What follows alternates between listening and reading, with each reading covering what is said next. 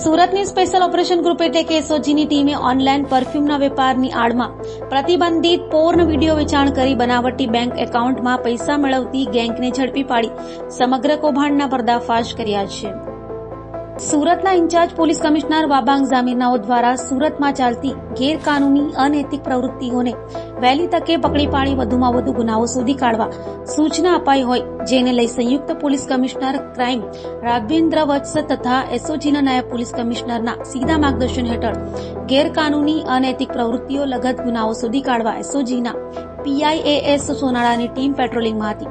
ત્યારે અનાર્મ head constable Sanjay પાતાભાઈને મળેલી બાતમીના આધારે અડાજણ પ્રથમ સર્કલ પાસે આવેલ બોલાવાડ કોમ્પ્લેક્સમાં ચોથા માળે આવેલી જસ્ટ વિઝિનરી એન્ટરટેનમેન્ટ ખાતે રેડ કરી ઓફિસમાંથી ઓનલાઈન પરફ્યુમના વેપારની આડમાં પ્રતિબંધિત પૂર્ણ વિડીયો અલગ અલગ પેકેજમાં ગ્રાહકોને વેચાણથી આપી વેપલો કરી બનાવટી બેંક એકાઉન્ટમાં પૈસા ટ્રાન્સફર કરાવી મસ્ત મોટી રકમ મેળવતી ગેંગના આરોપીઓ ઇરફાન અંસારી, વિનેશ પટેલ, પૂંજ પટેલ, મયુર પરમાર, જૈમિન ડોબરિયા, સ્વેતુલ ડોબરિયા, હર્ષ પટેલ અને મિલન ગોંડલિયાને ઝડપી પાડ્યા હતા અને આરોપીઓ પાસેથી 46 મોબાઈલ ફોન, 7 લેપટોપ, રોકડા રૂપિયા, ચેકબુક, ડેબિટ કાર્ડ સહિત 11,90,000થી વધુની મત્તા કબજે કરી તમામ વિરુદ્ધ કાયદેસરની કાર્યવાહી હાથ ધરી હતી.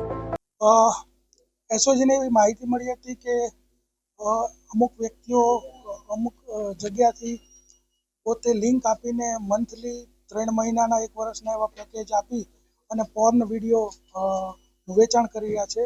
એસઓજીની ટીમ જ્યારે ત્યાં ગઈ ત્યારે અડાજણના બોલવાડ કોમ્પ્લેક્સમાં ચોથા માળે અને ઓબરન કોમ્પ્લેક્સના ચોથા માળે જસ્ટ વિઝનરી એન્ટરટેનમેન્ટ કરીને એની ઓફિસ ચાલતી હતી અને ત્યાં એક ઘણા બધા લોકો ફોન ઉપર ટીએમ પરફ્યુમનું વેચાણ કરી રહ્યા હતા.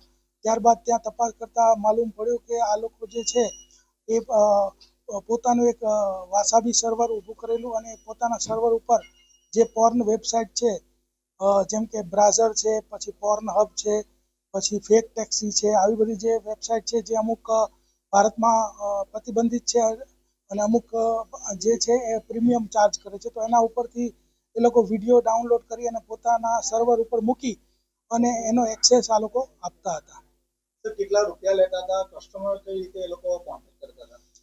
તે લોકોનું એક પેજ ચાલે છે ટીએમ પરફ્યુમ કરીને ઇન્સ્ટાગ્રામ ઉપર, અને એના ઉપરથી વ્યક્તિનો કોન્ટેક્ટ થતો હતો અને ત્યારબાદ એમની પાસે મોબાઈલ નંબર આવતા, ત્યારબાદ એ પરફ્યુમની જે એડ હોય એ આપતા હતા અને ત્યારબાદ પોતાના સ્ટેટસની અંદર આ લોકો પોર્ન વેબસાઇટના અલગ અલગ પેકેજ બાબતના સ્ટેટસ મૂકતા હતા અને એ રીતે સંપર્ક કરતા. ત્યારબાદ જો કોઈ વ્યક્તિ એની અંદર ઇન્ટરેસ્ટ ધરાવે તો એને પેકેજ જે છે એ કેટલા રૂપિયાનું કયું પેકેજ છે એ પણ એ લોકો આપતા. એમાં એ લોકોનું 1 મહિનાનું 699નું, 3 મહિનાનું 1199નું અને 1 વર્ષનું 4,999નું પેકેજની જાહેરાત આપતા હતા. ત્યારબાદ જો વ્યક્તિ એમાં રસ ધરાવે તો એને QR કોડ મોકલવામાં આવતો અને એને પાસેથી માન લો કે 1 મહિનાનું લેવા માંગતો તો 699 આવી જાય.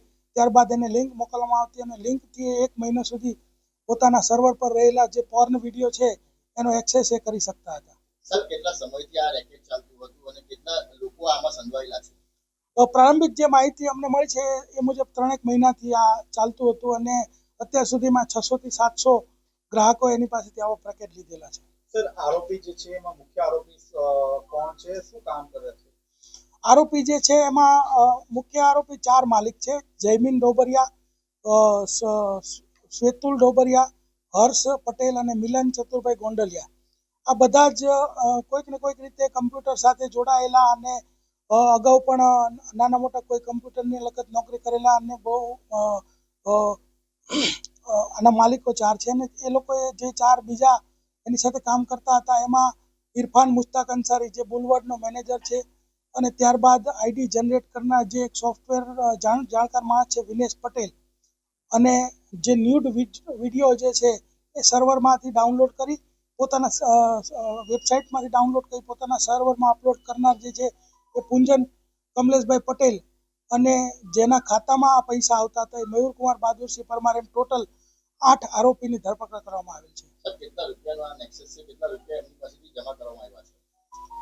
અત્યારે જે અમે મુદ્દામાં લીધો છે એની અંદરમાં ચેકબુક છે, પાસબુકની વિગતો છે, ડેબિટ કાર્ડ લીધેલા છે, ત્યારબાદ 46 મોબાઈલ જમા લીધા છે, લેપટોપ 7 અને CPU ટોટલ 11 લાખનો મુદ્દામાલ અમે જપ્ત કરેલો છે.